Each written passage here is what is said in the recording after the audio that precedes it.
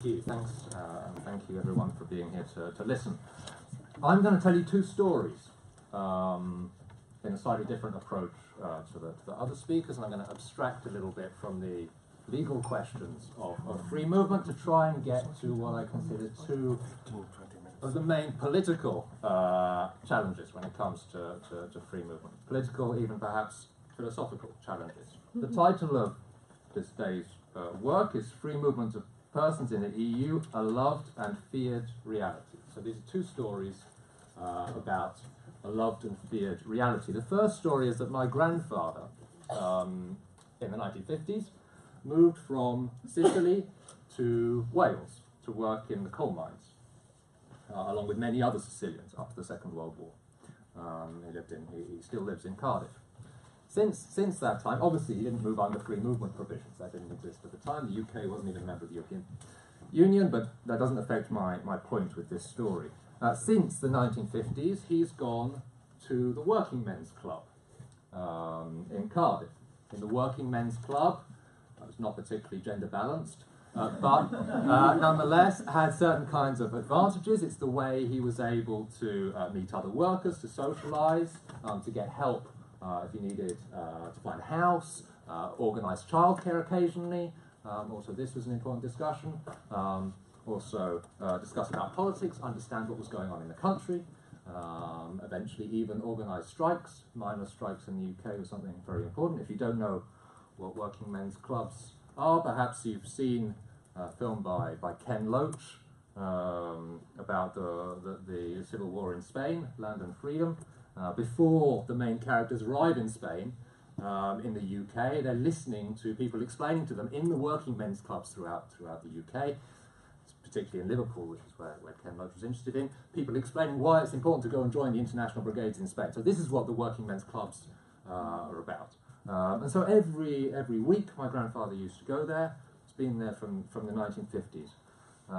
Just a couple of years ago, I think it was 3 years ago, he rang me up, very, very upset, saying, look, I've been told that I'm not allowed to go to the Working Men's Club anymore. And I said, what?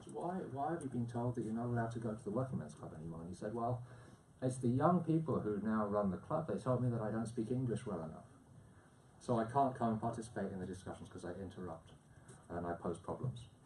Which, firstly, is scandalous in its own right. It's scandalous if you know anything about Welsh history, insisting that they speak English. Is something also very difficult to understand.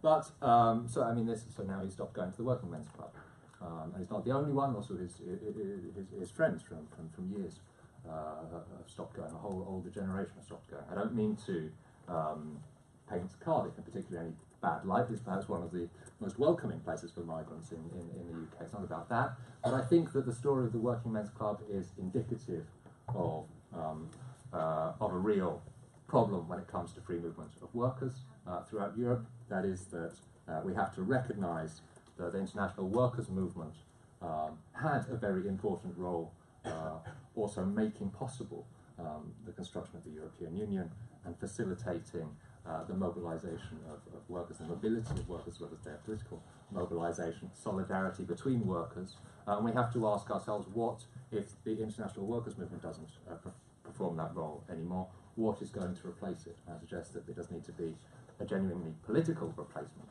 It's not just about having welcoming centres, there needs to also be a political sense to the solidarity between people who are mobile, whether they be workers or not, throughout the European Union.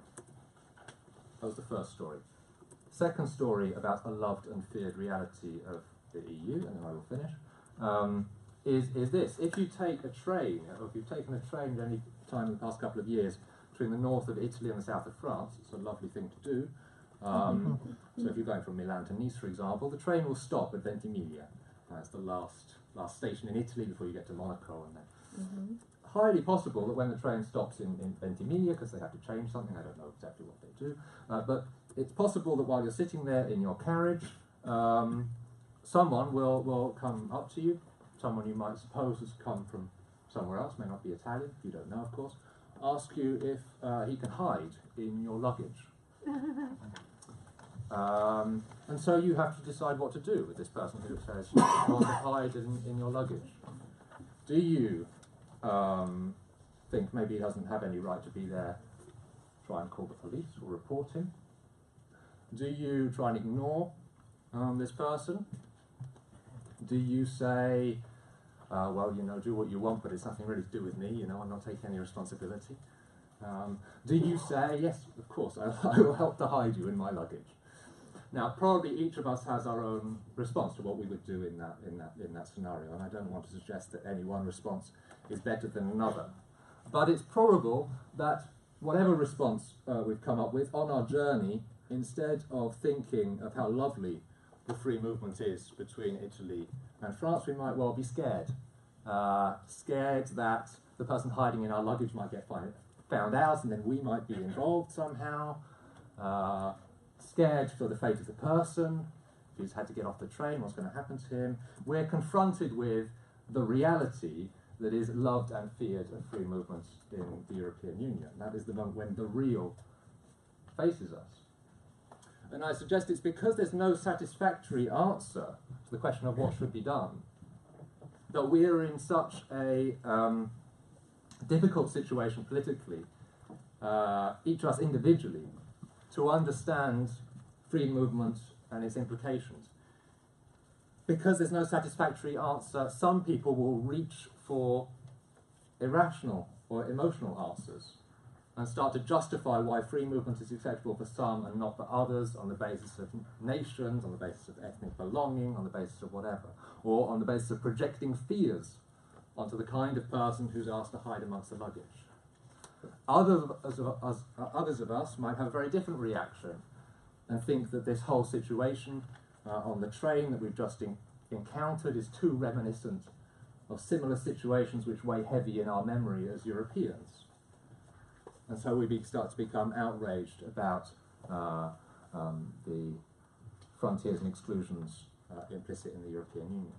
I simply with this story want to suggest that with the free movement of people throughout Europe, there has to come a renewal, a reinvention of our political imaginations, our political understandings, our understandings of who we are, who is part of us, and what our responsibilities are, also outside the borders of the European Union. Without really integrating this educative, civilizational, genuinely political sense of inventing a new kind of community which will allow us to come up with acceptable answers to what to do when you're in a train faced with that kind of scenario.